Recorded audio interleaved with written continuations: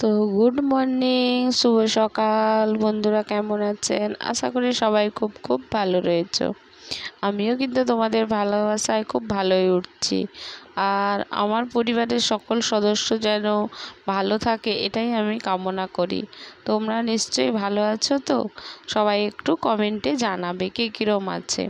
আজকে ব্রাশ করতে করতে ভিডিওটা শুরু করলাম।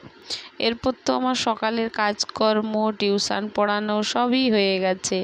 এবার চলে এলাম 10টার সময় টিফিনে। ছেলে স্কুল যাবে, আজকে কিন্তু ঘুগনি বানিয়েছি। হ্যালো বন্ধুরা, সবাই কেমন আছো? আশা করি সবাই খুব খুব ভালো রয়েছে। আমিও কিন্তু খুব ভালো রয়েছি। আর এখন কিন্তু ঘড়িতে বাজে বেলা 10টা। এখান থেকে ভিডিওটা শুরু করছি।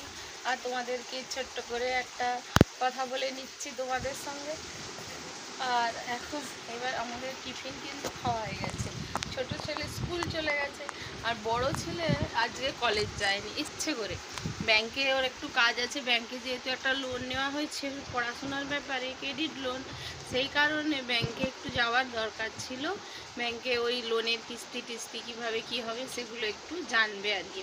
ওই কারণে বলছে মা আজকে আর কলেজ যাব না, একদিন না বন্ধ করলে ব্যাংকেও তো ওগুলো যোগাযোগ রাখতে হবে। হ্যাঁ, সেটাও বা ঠিক। ঠিক আছে, ঠিক আছে, তাহলে চল, আজকে আর কলেজ যাওয়ার দরকার নেই। তাহলে আজকে হচ্ছে করবি, বাড়িতে থাক। কিন্তু আজকে বন্ধুরা প্রচণ্ড বৃষ্টি হচ্ছে, কি করে ব্যাংকেও মনে হচ্ছে যেতে পারবে না। তাই ও দেরি করে ঘুম থেকে উঠেছে, ওর খাওয়া হয়নি। আমি একটু অল্প মুড়ি খেয়ে নিয়েছি। আর ছোট ছেলে খেয়ে স্কুলে চলে গেছে। আর হাজবেন্ড তো সকালে কাজে গেছে, ও এখন টিফিন আর বাড়িতে খেতে আসে না, বাইরেই খেয়ে নেয়।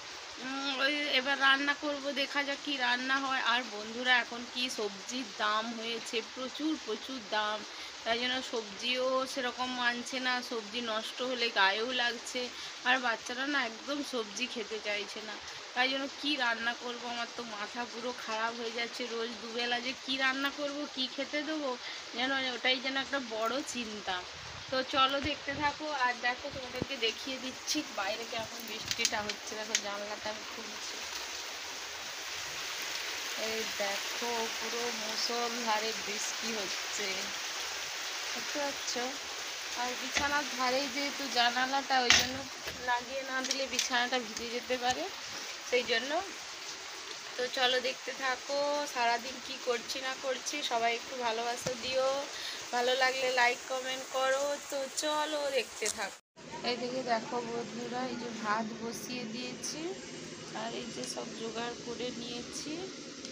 এবার বসে যাবো, একদম ভাতটা হোক। আর ওইদিকে দেখো বৃষ্টি হচ্ছে, জামা কাপড়গুলো এখন একটু কমেছে, গুঁড়ি গুঁড়ি বৃষ্টি হচ্ছে, তাই জামা কাপড়গুলো তুলে এনে মিলে দেব। এবার আমি যাচ্ছি ওইদিকে। প্রথমে বৃষ্টি হওয়ার সময় জামা কাপড় তুলে কাঁড়ি করে একটা চেয়ারে রেখে দিয়েছিলাম, সেইগুলো আনতে যাচ্ছি। নিয়ে এসে ভেতরে এখানে দড়ি টাঙানো আছে, দড়িতে মেলে দেব। আর বৃষ্টি হচ্ছে, দেখো আমি মাথায় জামা কাপড়গুলো নিয়ে চলে এসেছি। এসে এবার এইখানে ভেতরে দড়িতে মেলে দেব। এবার সারাদিন লুঙ্গি নাইটিগুলো ভেতরে মিলে দিয়েছি।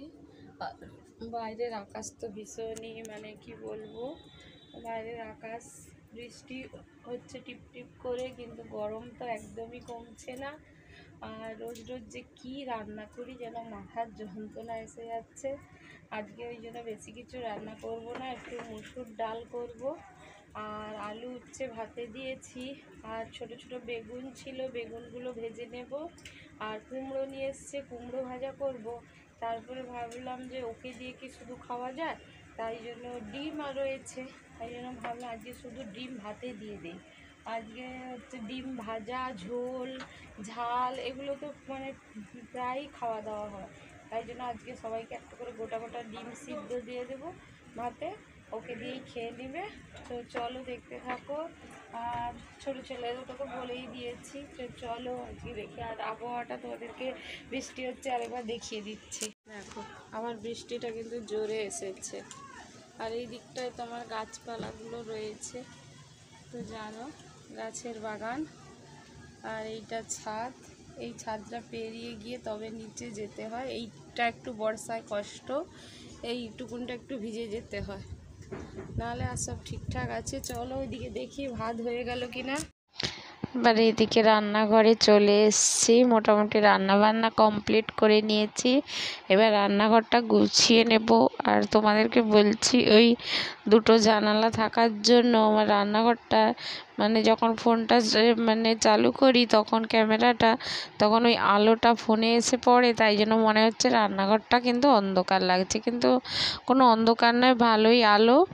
যাই হোক হচ্ছে, এবার কাজগুলো গুছিয়ে নিচ্ছি, সব জিনিসপত্র আর রান্নার বাসন কুসন সব গামলাতে ভরে নেব, নিয়ে নিচে চলে যাব কলতলায় গিয়ে ওগুলো সব ধুয়ে নেব। তো দেখো সব ওই যে বাসনগুলো সব গামলাতে এক এক করে রেখে দিচ্ছি।